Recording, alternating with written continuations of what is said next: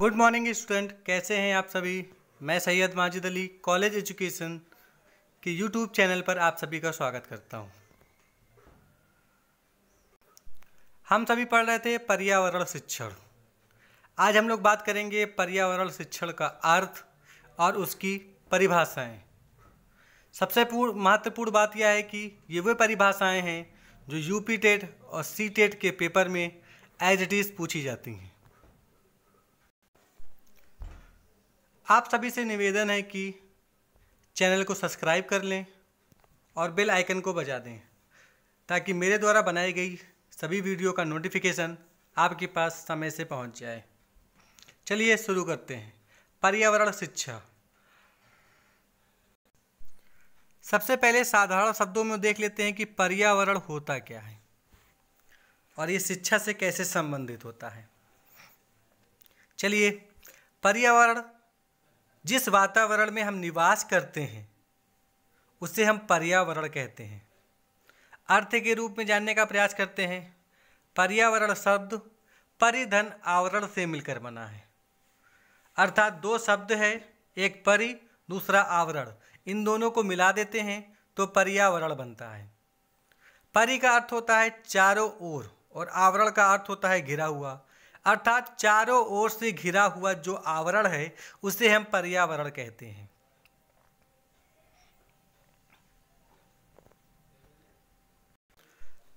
अर्थात हमारे आसपास की समस्त वस्तुएं, चाहे वो भौतिक हो, चाहे वो रासायनिक हो, चाहे वो जैविक हो, पर्यावरण के अंतर्गत आता है। जैसे नदी, पहाड़, तालाब, मैदान, पेड़ पौधे, जीव जंतु, वायु, वन, मिट्टी आदि हमारे पर्यावरण के घटक कहलाते हैं। अर्थात मानव के चारों ओर फैले हुए वातावरण को पर्यावरण की परिधि में माना जाता है। मानव जन्म से मृत्यु पर्यंत पर्यावरण में ही रहता है। पर्यावरण के द्वारा दिया जाए तो वह आदर्श मानव के रूप में स्वस्थ नागरिक नहीं बन सकता। व्यक्ति को चारों ओर से ढकने वाला आवरण ही पर्यावरण कहलाता है। अर्थात हम लोग नेचुरली बात करें तो पर्यावरण हमारे आसपास की समस्त सामग्री, वस्तु, चाहे वो प्राकृतिक हो, चाहे वो भौतिक हो या मानव निर्मित हो, पर्यावरण के अंतर्गत आती है। पर्यावरण के अभाव में मानव जीवन असंभव और दुखद होगा, क्योंकि पर्यावरण के द्वारा प्रदान की गई समस्त वस्तुओं का मानव अपने जीवन में भरपूर तरीके से प्रयोग करता है तथा इन घटकों पर ही मनुष्य का जीवन निर्भर होता है। चलिए अब बात कर लेते हैं पर्यावरण की परिभाषाओं की। ये वे परिभाषाएं हैं जो यूपी टेट और सी टेट की परीक्षाओं में सीधे तौर पर पूछी जाती हैं। परिभाषाओं की इस श्रृंखला में हम लोग सबसे पहले बात करते हैं जे.एस. रास के अनुसार। रास एक प्रसिद्ध मनोवैज्ञानिक हैं जिन्होंने पर्यावरण के क्षेत्र में एक उत्तम परिभाषा दी। वह कौन सी है? पर्यावरण या वातावरण वह बाह्य शक्ति है जो हमें प्रभावित करती है। चलिए इस परिभाषा को समझने का प्रयास करते हैं। पर्यावरण यानी कि हमारे चारों ओर का वातावरण, इसे बाह्य शक्ति के रूप में रास महोदय ने माना है। उनका कहने का तात्पर्य यह है कि यदि मनुष्य पृथ्वी पर जीवित है तो वो पर्यावरण के कारण ही जीवित है, क्योंकि पर्यावरण ही हमारे जीवन को मुख्य तौर से प्रभावित करता है। अगली परिभाषा प्रसिद्ध मनोवैज्ञानिक डगलस एवं हॉलैंड के अनुसार। डगलस महोदय ने भी पर्यावरण को रास के अनुसार ही बाह्य शक्तियों का समावेश माना है। अर्थात पर्यावरण वह शब्द है जो समस्त बाह्य शक्तियों, प्रभावों और परिस्थितियों का सामूहिक रूप से वर्णन करता है, जो जीवधारियों के जीवन, स्वभाव, व्यवहार अभिवृद्धि एवं विकास तथा प्रौढ़ता पर प्रभाव डालता है। आसान भाषा में कहा जाए तो पर्यावरण ही एक ऐसी स्थिति है जिसमें मनुष्य सुचारू रूप से जीवित रहने की प्रक्रियाओं को अपनाता है और अपने जीवन को जीने के लिए जीवधारियों के तरीके जीवन यापन करने का प्रयास करता है। चलिए परिभाषा की अगली श्रृंखला में बात कर लेते हैं हर्ष कोकवर्थ के अनुसार। कोकवर्थ ने प्राणी को अधिक प्रभावशाली मानते हुए लिखा है कि पर्यावरण इन सभी बाहरी दशाओं तथा प्रभावों का उपयोग है जो प्राणी के जीवन तथा विकास पर प्रभाव डालता है। अर्थात प्राणी के ऊपर जो भी प्रभाव पड़ता है पर्यावरण का, वही पर्यावरण कहलाता है।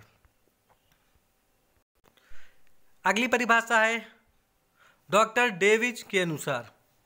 डॉक्टर डेविज ने लिखा कि मनुष्य के संबंध में पर्यावरण से अभिप्राय भूतल पर मानव के चारों ओर फैले उन सभी भौतिक स्वरूपों से है जिसके वह निरंतर प्रभावित होते रहते हैं।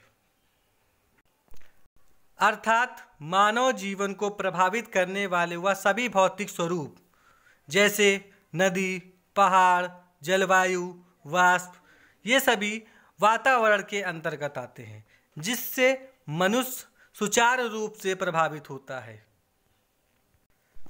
परिभाषाओं की अगली श्रृंखला में रिडल स्टैम्प के अनुसार स्टैम्प महोदय ने बताया कि पर्यावरण प्रभावों का एक ऐसा योग है जो किसी जीव के विकास एवं प्रकृति को परिस्थितियों के संपूर्ण तथ्य आपसी सामंजस्य से वातावरण को बनाते हैं। अर्थात पर्यावरण में वातावरण को बनाए रखने के लिए एक दूसरे से सामंजस्य स्थापित करना बहुत उपयोगी होता है। जैसे वनस्पति का जानवरों से, जानवरों का मनुष्य से, मनुष्य का वनस्पति से, ये त्रिकोणीय संघर्ष चलता रहता है। इस किसी एक प्राणी के न होने से सृष्टि के अंतर उतार चढ़ाव उत्पन्न हो जाता है। अगली परिभाषा के रूप में ए.बी. सक्सेना के अनुसार ए.बी. सक्सेना महोदय ने क्या लिखा है कि पर्यावरण शिक्षा वह प्रक्रिया है जो वातावरण के बारे में हमें सचेतना, ज्ञान और समझ देती है, इसके बारे में अनुकूल दृष्टिकोण का विकास करती है और इसके संरक्षण तथा सुधार की दिशा में हमें प्रतिबद्ध करती है। अर्थात यह माना जाता है कि ज्ञान के प्रति जो समझ उत्पन्न करता है और इसकी समझ को अनुकूल दृष्टि से देखने तथा उसका विकास करने और इसका संरक्षण और सुरक्षा प्रदान करने के लिए पर्यावरण में मानवीय जो कार्यों का प्रादुर्भाव करता है उसे हम पर्यावरण कहते हैं। परिभाषाओं की अगली श्रृंखला में शिक्षा शास्त्री टॉमसन के अनुसार पर्यावरण ही शिक्षक है। शिक्षा का काम छात्र को उसके अनुकूल बनाना है। अर्थात टॉमसन महोदय कहते हैं कि पर्यावरण और शिक्षक एक दूसरे के समानार्थी हैं। जिस प्रकार शिक्षक एक छात्र को उसके भविष्य के लिए तैयार करता है, उसी प्रकार पर्यावरण भी छात्रों के मनुष्य के भविष्य का निर्धारण करता है। विश्व शब्दकोश के अनुसार विश्व शब्दकोश ने क्या लिखा है? पर्यावरण उन सभी दशाओं, प्रणाली तथा प्रभावों का योग है जो जीवों एवं उनकी प्रजातियों के विकास, जीवन एवं मृत्यु को प्रभावित करता है। अर्थात सरल शब्दों में समझा जाए तो मनुष्य के जीवन से लेकर मृत्यु तक जो भी प्रभावित करने वाले कारक होते हैं मनुष्य के जीवन को, वह पर्यावरण के अंतर्गत आते हैं। प्रोफेसर हर्ष कोविटिच के अनुसार कोविट्स महोदय ने लिखा है कि जो तथ्य मानव के जीवन और विकास को प्रभावित करते हैं उस संपूर्ण तथ्यों का योग पर्यावरण कहलाता है, भले ही वे तत्व सजीव हों अथवा निर्जीव।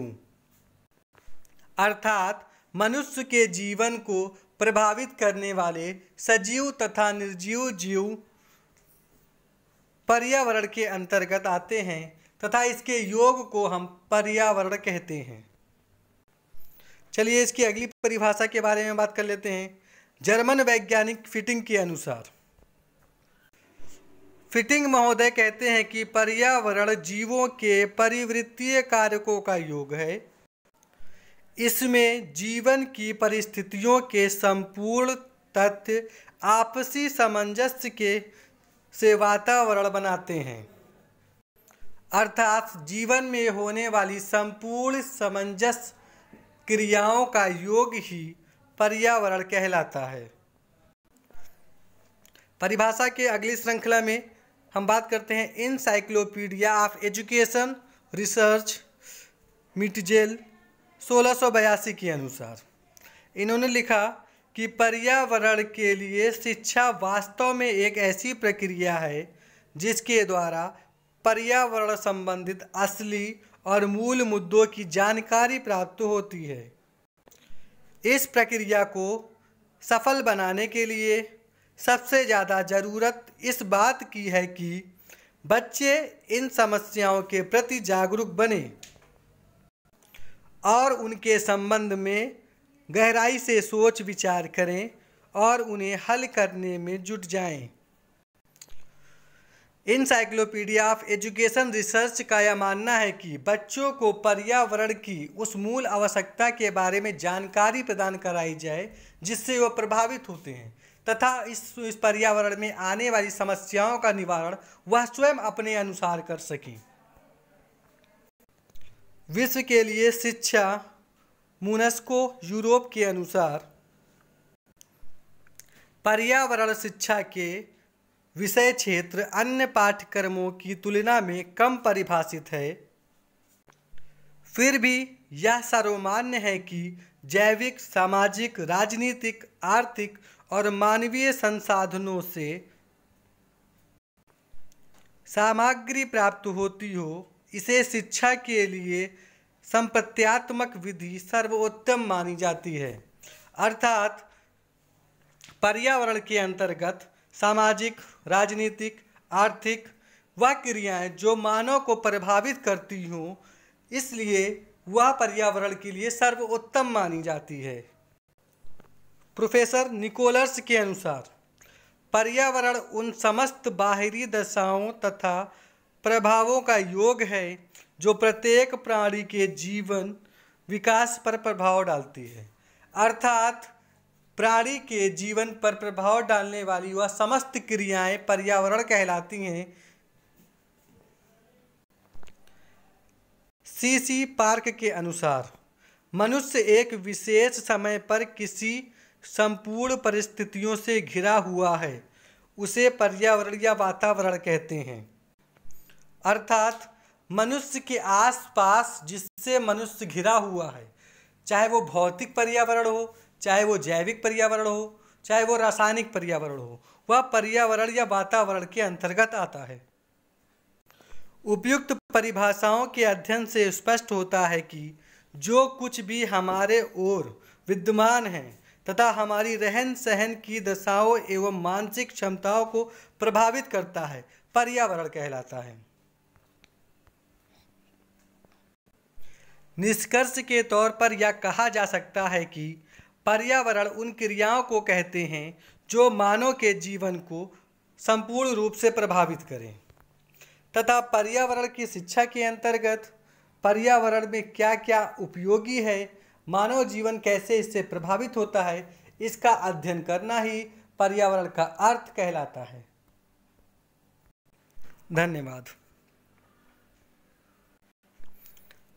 विशेष सूचना, यह समस्त परिभाषाएं यूपी टेट और सी टेट प्रश्न पत्रों में आई हुई परिभाषाएं हैं जो एज इट इज एक स्टेटमेंट के रूप में आती हैं और इसमें लेखकों के नाम पूछे जाते हैं। अतः आप लोगों से निवेदन है कि इन परिभाषाओं को अच्छे तरीके से समझ लें और याद कर लें, ताकि यूपी टेट में और सी टेट में 2 नंबर का स्कोर आप कर सकें। वीडियो पसंद आई हो तो लाइक करें, सब्सक्राइब करें और शेयर करना ना भूलें। धन्यवाद।